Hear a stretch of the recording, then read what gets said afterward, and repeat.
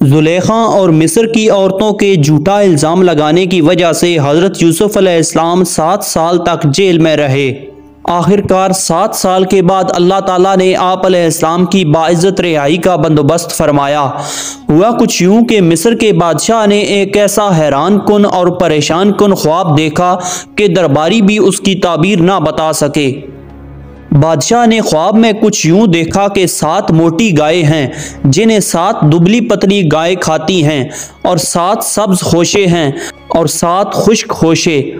तो ताबीर बताने वालों ने कहा कि ये एक ख्याली ख्वाब है, हम ऐसे ख्वाबों की ताबीर नहीं जानते।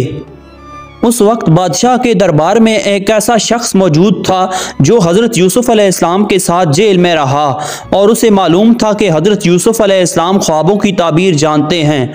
उसने बादशाह से कहा कि अगर मुझे जेल जाने की इजाज़त अनायत फरमा दें तो मैं इस ख्वाब की ताबीर आपको ला दूंगा।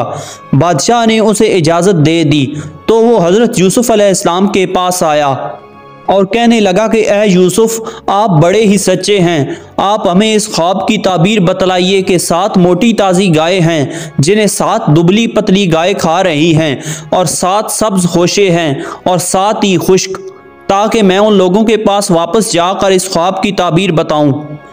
हज़रत यूसुफ अलैहिस्सलाम ने फरमाया, तुम लोग 7 साल तक मुतवातर खेती करते रहोगे और वो 7 साल बहार के साल होंगे।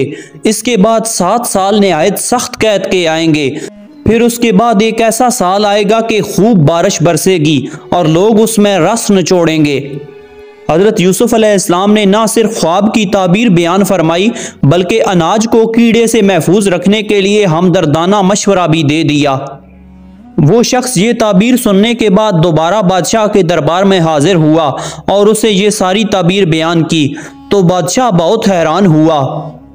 उसने हुक्म जारी किया कि ताबीर बताने वाले को दरबार में पेश किया जाए। कासद फौरी तौर पर हज़रत यूसुफ अलैहिस्सलाम की खिदमत में हाजिर हुआ और दरबार में चलने की दरख्वास्त की। आप अलैहिस्सलाम ने फौरी तौर पर जाना पसंद ना फरमाया और कासद से कहा, अपने बादशाह के पास जाकर पूछो कि उन औरतों का हकीकी वाक़या क्या था जिन्होंने अपने हाथ काट लिए थे और मुझ पर इल्ज़ाम लगाया। इस पर बादशाह ने औरतों को तलब किया और पूछा, ए औरतों, क्या हुआ था जब तुमने यूसुफ अलैहिस्सलाम को अपनी तरफ माइल करना चाहा? तो उन औरतों ने यक जुबान होकर कहा, हमने उनमें कोई बुराई नहीं देखी। औरतों ने जब हज़रत यूसुफ अलैहिस्सलाम के पाक दामनी की गवाही दी तो जुलेखा शर्म से पानी पानी हो गई। वो बोली, अब सच्ची बात तो जाहिर हो ही गई है।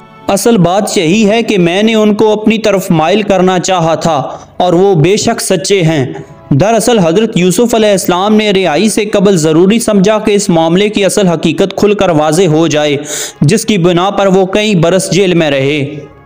इसके बाद हज़रत यूसुफ अलैहिस्सलाम को दरबार में लाया गया तो बादशाह ने बहुत अच्छे तरीके से आपका इस्तकबाल किया और आप अलैहिस्सलाम से ख्वाब की तमाम तफसीलात और उनका हल दरियाफ्त किया। बादशाह आप अलैहिस्सलाम की ज़ियानत से बेहद मुतासिर हुआ। हज़रत यूसुफ अलैहिस्सलाम ने फरमाया, मुझे इस मुल्क के ख़जानों पर मुकर्रर कर दीजिए क्योंकि मैं हिफाजत कर सकता हूँ और इस काम से वाकिफ़ भी हूँ। बादशाह मिस्र एक जहाँ दीदा, तजर्बाकार और चेहरा शनास शख्स था। उसने हज़रत यूसुफ अलैहिस्सलाम को ख़जाने समेत अमूरे ममलकत में मुख्तार कुल बना दिया। बादशाह मिस्र के ख्वाब के मुताबिक शुरू के 7 साल खुशहाली रही। आप अलैहिस्सलाम ने बेहतरीन हिकमत अमली इख्तियार करते हुए 3 काम किए। आपने अनाज की पैदावार में बड़े पैमाने पर इजाफा किया और बंजर ज़मीनों में भी काश्त शुरू कर दी। अनाज के इस्तेमाल में एहतियात शुरू कर दी। अनाज की ज़्यादा से ज़्यादा ज़हीरा अंदोज़ी करना शुरू कर दी और खुशहाली के दिनों में आप अलैहिस्सलाम ने एक वक्त खाने का हुक्म फरमाया और ख़ुद भी इस पर सख्ती से अमल करने लगे।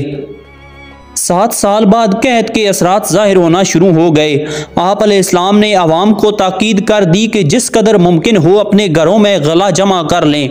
1 साल बाद आप अलैहिस्सलाम ने ऐलान किया कि अनाज की तकसीम सिर्फ शाही दरबार से मेरी निगरानी में होगी, लिहाजा लोग अनाज के हसूल के लिए वहाँ का रुख करने लगे जहाँ हज़रत यूसुफ अलैहिस्सलाम की निगरानी में अनाज तकसीम किया जाता था।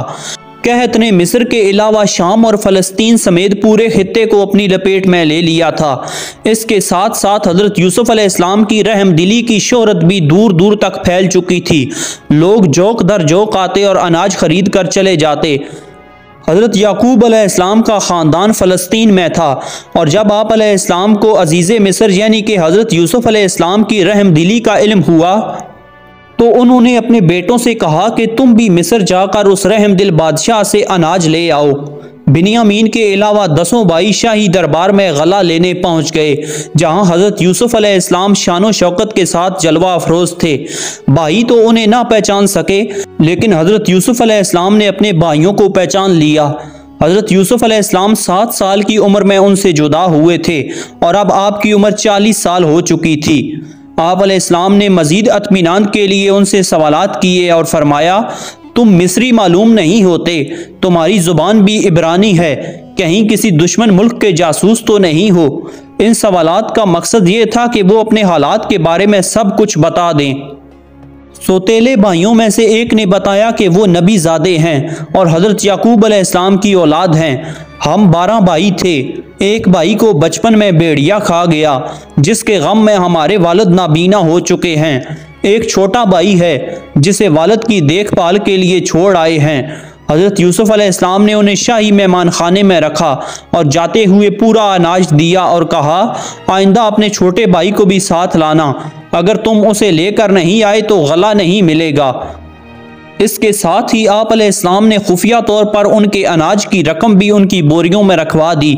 भाई खुशी खुशी अनाज लेकर केनान वापस आए तो वालिद को अजीज़े मिस्र के हुस्न सलूक और रहमदिली के वाक़यात सुनाए। साथ ही ये भी कहा कि उन्होंने हुक्म दिया है कि अगली बार अपने छोटे भाई को साथ लाना, वरना तुम्हें अनाज नहीं दिया जाएगा। लिहाजा भाई को हमारे साथ भेज दीजिए ताकि हम फिर अनाज लेकर आएँ, हम इसकी निगहबानी करेंगे। हज़रत याकूब अलैहिस्सलाम साबिक़ा तजर्बे की बिना पर बिन्यामीन को साथ भेजने पर आमादा ना थे, लिहाजा उन्होंने कहा, मैं तो इसे हरगिज़ तुम्हारे साथ नहीं भेजूंगा जब तक तुम अल्लाह को बीच में डालकर मुझसे वादा ना कर लो कि इसे सही सलामत मेरे पास लेकर आओगे, सिवाय इस सूरत के कि तुम सब गिरफ्तार हो जाओ या तुम सब हलाक हो जाओ। जब इन्होंने अहद कर लिया तो हज़रत याकूब अलैहिस्सलाम ने इन्हें हदायत की कि ए मेरे बेटो, तुम सब एक ही दरवाजे से दाखिल ना होना, बल्कि जुदा जुदा दरवाज़ों से दाखिल होना, और मैं अल्लाह की तकदीर को तुमसे नहीं रोक सकता। ये 11 तंदुरुस्त व तवाना और जवान भाई थे, लिहाजा इन सब के एक ही दरवाजे से दाखिल होने की सूरत में नजर बद का एहतमाल था। इसीलिए हज़रत याकूब अलैहिस्सलाम ने उन्हें अलग अलग दरवाजे से दाखिल होने का हुक्म दिया। आप सल्लल्लाहु अलैहि वसल्लम का इरशाद है, नजर बद का लग जाना हक है। आप सल्लल्लाहु अलैहि वसल्लम ने नजर बद से बचने के लिए दुआया कलमात भी बतलाए। मसलन फरमाया कि जब तुम्हें कोई चीज़ अच्छी लगे तो बारक अल्लाह कहो। इसी तरह जामे तिरमिज़ी में है कि सूरह फलक और सूरह नास को नजर बद के लिए बतौर दम पढ़ना चाहिए। ये सब भाई बिन्यामीन को साथ लेकर अजीज़े मिस्र के दरबार में पहुंच गए।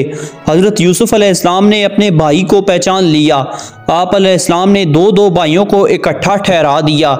इस तरह बिन्यामीन तन्हा रह गए तो उन्हें अलग कमरे में रखा और फिर खलवत में उन्हें बता दिया कि मैं उनका हकीकी भाई यूसुफ़ हूँ। हज़रत यूसुफ़ अलैहिस्सलाम ने बिन्यामीन समेत सब भाइयों का अनाज उनके ऊँटों पर लदवा दिया और वो खुशी से रवाना हो गए। आप अलैहिस्सलाम ने अपनी हकीकी भाई बिन्यामीन के सामान में पानी पीने का प्याला रख दिया। फिर एक आवाज़ देने वाले ने पुकार कर कहा, ए काफिले वालों, तुम लोग तो चोर हो। वो इनकी तरफ मुतवज्जा होकर कहने लगे, तुम्हारी क्या चीज़ चोरी हुई है? तो वो शख्स बोला, बादशाह का प्याला खोया है। तो वो भाई बोले कि अल्लाह की कसम, तुमको मालूम है कि हम इस मुल्क में इसलिए नहीं आए कि खराबी करें और ना हम चोर हैं। उन्होंने कहा कि अच्छा, अगर तुम्हारे सामान में वो प्याला मिल गया तो फिर इसकी सज़ा क्या होगी? भाइयों ने जवाब दिया, याकूब अलैहिस्सलाम की शरीयत में इसकी यही सज़ा है कि चोर को उस शख्स के सपुर्द कर दिया जाए। सब के सामान के साथ उनको हज़रत यूसुफ अलैहिस्सलाम की खिदमत में पेश किया गया। वहाँ सब भाइयों के सामान की तलाशी हुई और आखिर में बिन्यामीन के सामान की तलाशी के दौरान वो प्याला उनके सामान से बरामद हो गया। जुर्म साबित होने पर बिन्यामीन को जाने की इजाज़त नहीं मिली। ये सूरत हाल इन भाइयों के लिए निहायत हैरान और परेशान कुन थी। भाइयों को फिक्र थी कि वालिद को क्या जवाब देंगे।